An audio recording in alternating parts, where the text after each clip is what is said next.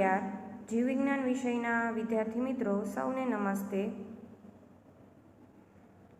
આપણે પ્રકરણ નંબર 1 સજીવ વિશ્વ એના વિશે વાત કરી રહ્યા છીએ। એના વિશે સૌપ્રથમ આપણે શરૂઆત કરી હતી કે સજીવો જે છે એ કઈ જગ્યાએ વસવાટ ધરાવતા હોય છે, એટલે કે એના નિવસન તંત્ર વિશે આપણે વાત કરી હતી। સજીવોના અમુક સજીવો જે છે એ વિશ્વને અવાક કરી દે તેવા હોય છે। આ ઉપરાંત આપણે વાત કરી કે સજીવોની અંદર કયા કયા લક્ષણો જે છે જોવા મળે છે, જેમ કે વૃદ્ધિ, પ્રજનન, ચયાપાચયિક પ્રક્રિયાઓ, પર્યાવરણ પ્રત્યેની સભાનતા અને પર્યાવરણ પ્રત્યેની અનુભૂતિ અથવા તો પ્રતિકાર। આ જે છે સજીવના આપણે વિશિષ્ટ લક્ષણ તરીકે વ્યાખ્યાયિત કરી શકીએ। એની અંદર આપણે સૌપ્રથમ વાત કરી હતી વૃદ્ધિ, તો કે દરેક સજીવ છે એ વૃદ્ધિની પ્રક્રિયા દર્શાવે છે, પરંતુ વૃદ્ધિને આપણે સજીવના સંપૂર્ણ લક્ષણ તરીકે વ્યાખ્યાયિત નથી કરી શકતા। શા માટે? કારણ કે અમુક નિર્જીવ વસ્તુઓ પણ એવી છે કે જે તો કે વૃદ્ધિ દર્શાવતી હોય છે। એટલે સજીવોની અંદર વૃદ્ધિની પ્રક્રિયા થાય છે, એક લક્ષણ જ છે, પરંતુ એને આપણે સંપૂર્ણપણે એના લક્ષણ તરીકે વ્યાખ્યાયિત નથી કરી શકતા। હવે આજે આપણે બીજા લક્ષણ વિશે વાત કરવાના છીએ વિદ્યાર્થી મિત્રો, જે છે પ્રજનન। પ્રજનન પણ એક સજીવોની અંદર વિશિષ્ટ લક્ષણ જ છે। દરેક સજીવ જ્યારે પુખ્ત ઉંમરે પહોંચે છે ત્યારે એ પોતાના જેવો નવો સજીવ સર્જવાની ક્ષમતા ધરાવે છે। આ જે પ્રક્રિયા છે એને પ્રજનન તરીકે આપણે વ્યાખ્યાયિત કરી શકીએ। એટલે કે પુખ્ત ઉંમરે પહોંચ્યા પછી એ પોતાના જેવી જ નવી સંતતિનું નિર્માણ કરે છે, તો આ પ્રક્રિયાને આપણે પ્રજનન કહીએ છીએ। પ્રજનન જે છે એ મુખ્યત્વે વિદ્યાર્થી મિત્રો બે રીતે થતું હોય છે, લિંગી પ્રજનન અને અલિંગી પ્રજનન। તો લિંગી પ્રજનન કોને કહેવામાં આવે? તો કે જેની અંદર નર અને માદા એમ બે પિતૃઓ ભેગા મળી અને નવી સંતતિનું નિર્માણ કરતા હોય છે। મોટાભાગે બહુકોષીય સજીવો જે છે એ લિંગી પ્રજનન દર્શાવતા હોય છે, જ્યારે અલિંગી પ્રજનન જે છે એ તો કે એની અંદર મોટાભાગે એક જ પિતૃ જે છે એ નવી સંતતિ જે છે સર્જવાની ક્ષમતા ધરાવે। એક પિતૃ દ્વારા પોતાના જેવો જ આબેહૂબ પ્રતિકૃતિ જે છે એ રચે, એટલે કે પોતાના જેવો જ નવો સજીવ જે છે એ સર્જે છે એક પિતૃ। તો આ જે છે એને અલિંગી પ્રજનન તરીકે આપણે વ્યાખ્યાયિત કરી શકીએ।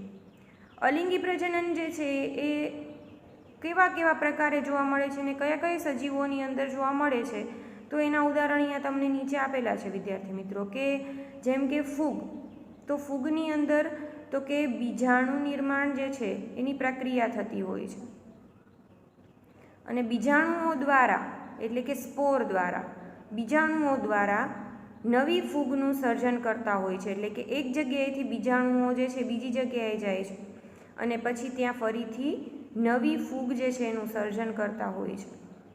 એવી જ રીતે યીસ્ટ અને હાઇડ્રા, આની અંદર તો કે કલિકા સર્જન દ્વારા અલિંગી પ્રજનનની પ્રક્રિયા થતી જોવા મળે છે, જેની અંદર તો કે બાહ્ય કલિકા સર્જન મોટા ભાગે હાઇડ્રા અને યીસ્ટની અંદર થતું હોય છે, અને અંતઃકલિકા સર્જન માટે આપણે ઉદાહરણ લઈ શકીએ વાદળીનું। તો આ જે છે કલિકા સર્જન દ્વારા પણ અલિંગી પ્રજનન થાય છે। પછી તો કે પુનઃ સર્જન, જેની અંદર તો કે પ્લેનેરિયા, એનું ઉદાહરણ આપણે લઈ શકીએ ચપટાકૃમિ। આ જે છે પ્લેનેરિયા એ તો કે ખૂબ જ જબરદસ્ત પુનઃ સર્જન શક્તિ જે છે એ ધરાવતા હોય છે। પછી વાત કરીએ અવખંડન, તો કે જેની અંદર તો કે સજીવોના અનેક ટુકડાઓમાં વિભાજિત થયા બાદ ફરીથી એ ટુકડો નવા સજીવ તરીકે વર્તે, જેની અંદર તો કે ફૂગ છે, તંતુમય લીલ છે, મોસ છે, જે દ્વિઅંગી વનસ્પતિ છે, એનો સમાવેશ છે। અવખંડન એટલે કે એ જે છે અવખંડન દ્વારા અલિંગી પ્રજનનની પ્રક્રિયા દર્શાવતા હોય। તો આ જે છે ઉદાહરણ આપણે જોયા, પ્રકાર જોયા અલિંગી પ્રજનનના। એના પછી આગળ જોઈએ તો કે એક કોષીય સજીવની અંદર પ્રજનન અને વૃદ્ધિ જે છે એ બંને એક જ પ્રક્રિયા તરીકે આપણે લઈ શકીએ. એટલે કે જે સજીવ જે છે કોષીય સજીવની વાત છે કે જે સજીવ જે છે પ્રજનન કરતો હશે, એટલે કે એ પ્રજનન કરે છે એટલે શું કરે છે તો કે ઓટોમેટિકલી એની કોષની સંખ્યામાં વધારો થાય છે, એટલે કે એ વૃદ્ધિ પણ દર્શાવતો હોય છે. એટલે કે પ્રજનન અને વૃદ્ધિ એક કોષીય સજીવો માટે આપણે સમાન રીતે લઈ શકીએ. જેમ કે બેક્ટેરિયા, લીલ અને અમીબા. વંધ્ય સજીવો જે છે એ પ્રજનનની પ્રક્રિયા જે છે વિદ્યાર્થી મિત્રો દર્શાવતા નથી. જેમ કે વંધ્ય કામદાર માખી છે, વંધ્ય માનવ યુગલ છે. આ ઉપરાંત એક ઉદાહરણ તમે ખચ્ચરનું પણ લઈ શકો. આ બધા જે છે એ કેવા છે તો કે વંધ્ય સજીવો છે જે પ્રજનનની પ્રક્રિયા કરતા નથી. તો આ જે છે પ્રજનનને પણ આપણે સજીવના સંપૂર્ણ લક્ષણ તરીકે વિદ્યાર્થી મિત્રો વ્યાખ્યાયિત નથી કરી શકતા. શા માટે? કારણ કે અમુક સજીવો એવા છે કે જે પ્રજનનની પ્રક્રિયા દર્શાવતા જ નથી, તો એને પ્રજનનને પણ આપણે સજીવોના સંપૂર્ણ લક્ષણ તરીકે વ્યાખ્યાયિત કરતા નથી. હવે આપણે આગળ જોઈએ ફરીથી બીજા નવા લક્ષણની સજીવના, તો કે ચયાપચય. ચયાપચયિક પ્રક્રિયા પણ સજીવોની અંદર, દરેક સજીવોની અંદર થતી જોવા મળે છે. એટલે કે સજીવોની એક લાક્ષણિકતા જ છે. બધા સજીવો જે છે એ રસાયણોના બનેલા હોય છે. એટલે આપણું શરીર છે વિદ્યાર્થી મિત્રો, એટલે કે દરેક સજીવનું શરીર છે એની અંદર ઘણા બધા રસાયણો જે છે આવેલા હોય છે. જેમ કે કાર્બોહાઈડ્રેટ છે, લિપિડ છે, પ્રોટીન છે, વિટામિન્સ છે. આ બધા જે છે એ રસાયણો આપણા શરીરની અંદર જોવા મળે છે. એટલે કે દરેક સજીવ જે છે એ રસાયણોના બનેલા હોય છે. બીજા જૈવિક અણુઓની અંદર પણ પરિવર્તિત થતા હોય છે. એટલે કે જેમ કે આપણે ખોરાક ખાઈએ છીએ તો આ ખોરાક જે છે એ આપણે ફોર એક્ઝામ્પલ રોટલી ખાઈએ છીએ, ભાત ખાઈએ છીએ, તો આ ખોરાક જે છે આપણે લઈએ છીએ તો રોટલી છે એ આપણે કાર્બોદિત સ્વરૂપે લઈએ છીએ, તો એને સ્ટાર્ચની અંદર ફેરવવામાં આવે છે. એટલે કે બીજા અણુની અંદર પરિવર્તિત થાય છે. એવી જ રીતે આપણે કોઈ પણ તેલી પદાર્થ જે છે એનો ખોરાક તરીકે જ્યારે ઉપયોગ કરીએ છીએ તો એ લિપિડની અંદર ફેરવાય છે. કઠોળ ખાઈએ છીએ તો એ પ્રોટીનની અંદર ફેરવાય છે. તો આમ એક અણુ જે છે એ સતત ને સતત બીજા જૈવિક અણુઓની અંદર છે પરિવર્તિત થતું હોય છે. તો આ પ્રકારનું પરિવર્તન જે છે એને રાસાયણિક પ્રક્રિયા કે ચયાપચયિક પ્રક્રિયા તરીકે આપણે વ્યાખ્યાયિત કરી શકીએ. વિદ્યાર્થી મિત્રો, અહીંયા તો મેં ખાલી પાચનની વાત કરી કે જેમ કે આપણે ખોરાક લઈએ છીએ અને એ બીજાણુ, તો એવી જ રીતે ઘણી બધી આપણી શરીરની અંદર જૈવિક ક્રિયાઓ જે છે ચાલતી રહેલી હોય છે, રાસાયણિક પ્રક્રિયાઓ જેને આપણે ચયાપચયિક પ્રક્રિયા તરીકે ઓળખીએ છીએ. પાચન છે, શ્વસન છે, ઉત્સર્જન છે, આ બધી જ પ્રક્રિયાઓ જે છે આપણા શરીરની અંદર સતત ને સતત ચાલતી હોય છે. તો આ પ્રક્રિયાઓને છે આપણે ચયાપચયિક પ્રક્રિયા તરીકે વ્યાખ્યાયિત કરી શકીએ છીએ. બધી જ વનસ્પતિ છે, પ્રાણી છે, ફૂગ છે અને સૂક્ષ્મ જીવાણુઓ છે ચયાપચયિક પ્રક્રિયાઓ દર્શાવતા હોય છે. ચયાપચયિક પ્રક્રિયાઓ જે છે આપણા શરીરમાં થતી બધી જ રાસાયણિક પ્રક્રિયાઓનો સરવાળો છે. એટલે કે શ્વસન છે, ઉત્સર્જન છે, પાચન છે, આ બધી જ પ્રક્રિયાઓનો જે સરવાળો છે એને આપણે ચયાપચયિક પ્રક્રિયા તરીકે વ્યાખ્યાયિત કરી શકીએ. એટલે કે બધી જ જૈવ રાસાયણિક પ્રક્રિયાઓ છે, રાસાયણિક પ્રક્રિયાઓ છે એના સરવાળાને આપણે ચયાપચયિક પ્રક્રિયા તરીકે ઓળખીએ છીએ. હવે ચયાપચયિક પ્રક્રિયાની અંદર આપણે વિદ્યાર્થી મિત્રો એ પણ જોઈએ કે ચય અને અપચય એમ બે પ્રક્રિયા થાય છે. જેની અંદર ચય ક્રિયા જે છે એવી છે કે જેમાં સજીવ જે છે એની વૃદ્ધિ થતી હોય છે અને અપચય ક્રિયા છે એની અંદર સજીવ છે એની અંદર તો કે ઘસારો અનુભવાતો હોય છે. તો વિદ્યાર્થી મિત્રો, જ્યારે બાલ્યાવસ્થા હશે અથવા તો યુવા અવસ્થા હશે એ દરમિયાન સજીવો જે છે એની અંદર ચય ક્રિયાનું પ્રમાણ છે એ વધારે હોય છે. જ્યારે વૃદ્ધ વ્યક્તિ હશે એટલે કે વૃદ્ધત્વ જ્યારે પ્રાપ્ત કરશે ત્યારે એની અંદર અપચય પ્રક્રિયાનું પ્રમાણ વધતું જાય છે. એટલે ચય ક્રિયા જે છે એ તો કે સર્જનાત્મક પ્રક્રિયા છે અને અપચય ક્રિયા છે વિઘટનાત્મક ક્રિયા છે। એટલે ચય ક્રિયાની અંદર સતત સજીવોની અંદર વૃદ્ધિ થાય છે અને અપચય ક્રિયા જે છે એની અંદર તો કે સજીવના શરીરની અંદર ઘસારો અનુભવતા હોય છે। એટલે અપચય ક્રિયા મોટા ભાગે તો કે જે વૃદ્ધ વ્યક્તિ હશે એની અંદર અપચય ક્રિયાઓનું પ્રમાણ ચય ક્રિયા કરતાં વધી જતું હશે, જ્યારે તો કે બાલ્યાવસ્થા છે, યુવાવસ્થા છે એની અંદર ચય ક્રિયાઓનું પ્રમાણ અપચય ક્રિયાઓ કરતાં વધારે જોવા મળતું હોય છે। પરંતુ વિદ્યાર્થી મિત્રો એક વાત છે કે સજીવના શરીરની બહાર પણ એટલે કે કોઈ ટેસ્ટ ટ્યુબ છે, કોઈ લેબોરેટરીની અંદર ટેસ્ટ ટ્યુબની અંદર પણ જૈવિક ક્રિયાઓ શક્ય બનતી હોય છે। તો આપણે ચયાપચય પ્રક્રિયા જે છે એ એક તો છે જીવંત જ પ્રક્રિયા, પરંતુ એ સજીવના શરીરની બહાર પણ થાય છે। તો બહાર થતી હોવાના કારણે ચયાપાચિક પ્રક્રિયાને પણ આપણે સજીવના સંપૂર્ણ લક્ષણ તરીકે વ્યાખ્યાયિત કરી શકતા નથી। એટલે આપણે આગળ જોયું કે વૃદ્ધિની પ્રક્રિયા પણ એવી છે કે સજીવના સંપૂર્ણ લક્ષણ તરીકે આપણે વ્યાખ્યાયિત નથી કરી શકતા। પ્રજનન પણ એવી છે, કારણ કે પ્રજનન છે એ તો કે અમુક સજીવો એવા છે કે જે પ્રજનનની પ્રક્રિયા દર્શાવતા નથી, તો એને પણ આપણે સંપૂર્ણ લક્ષણ તરીકે વ્યાખ્યાયિત નથી કરી શકતા।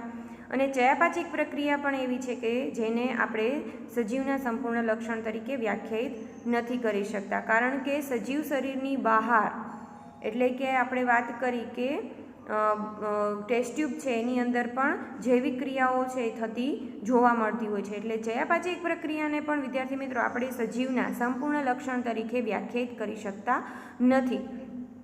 હવે આગળ જોઈએ આપણે તો કે એના પછીનું લક્ષણ તો કે પર્યાવરણીય ઉત્તેજનાઓ સામેની પ્રતિક્રિયા।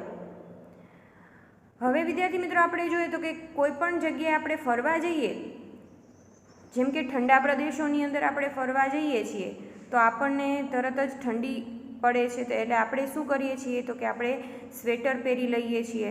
એવી જ રીતે ગરમ પ્રદેશોની અંદર જઈએ છીએ તો આપણને ખૂબ જ ગરમીનો અનુભવ થતો જોવા મળે છે।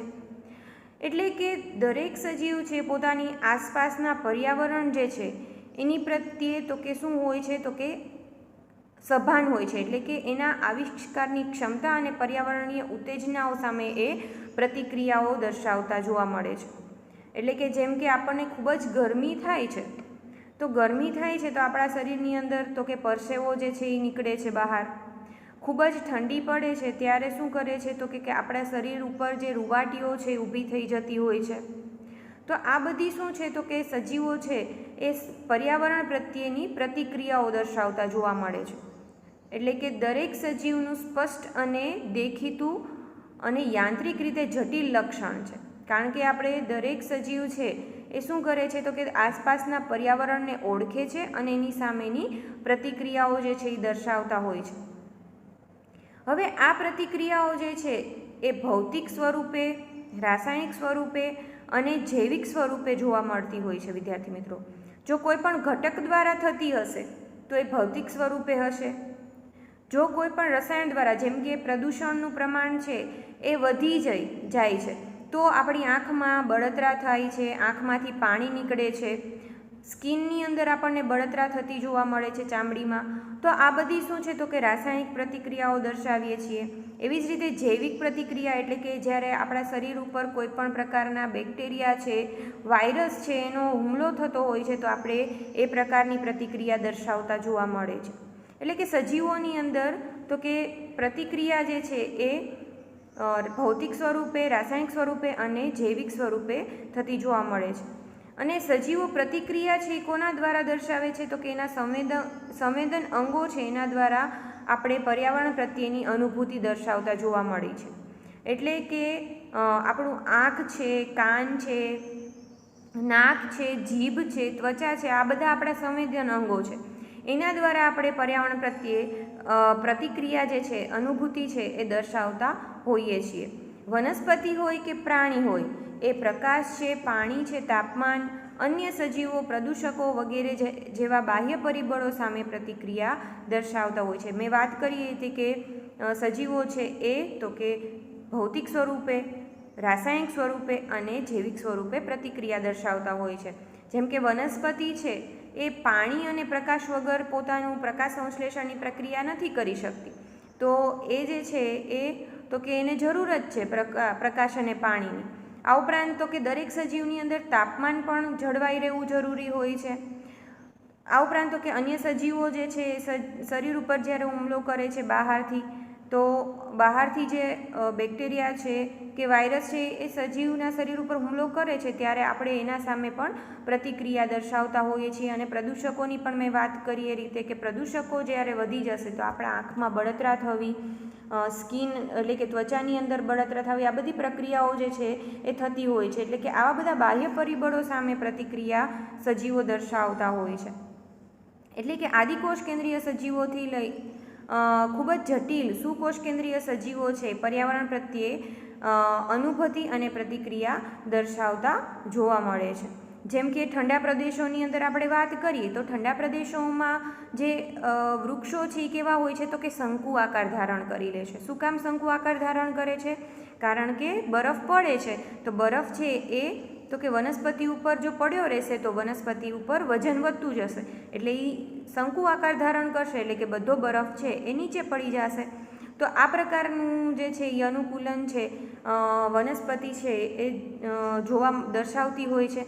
આ ઉપરાંત તો કે આપણે વાત કરીએ ઊંટની કે રણ પ્રદેશની અંદર વસ્તુ પ્રાણી છે કે જેની અંદર તો કે ઘણા લાંબા સમય સુધી એ ખોરાક અને પાણીને નહીં લઈ શકે તો પણ એ પોતાનું જીવન છે એ ચલાવી શકે છે.